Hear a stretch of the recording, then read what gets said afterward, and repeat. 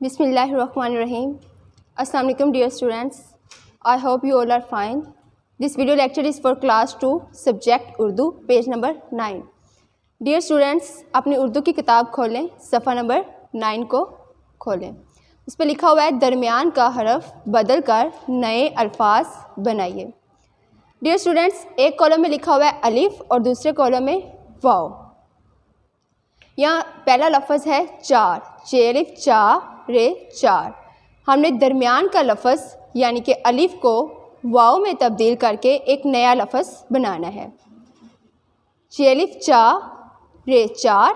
जब हम अलिफ को वाव में तब्दील करेंगे तो ये एक नया लफ्ज़ बनेगा चोर.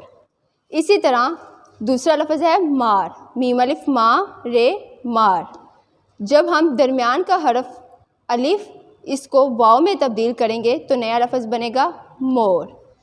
इसी तरह खाल, खोल, डाल, डोल, नाच, नोच, बाल, बोल, चाट, चोर.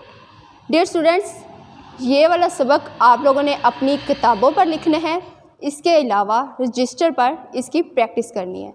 I hope you will understand. Thank you so much. The Brain Tutor is the complete virtual school. If you like our videos, download and share the videos and subscribe our channel. Thank you.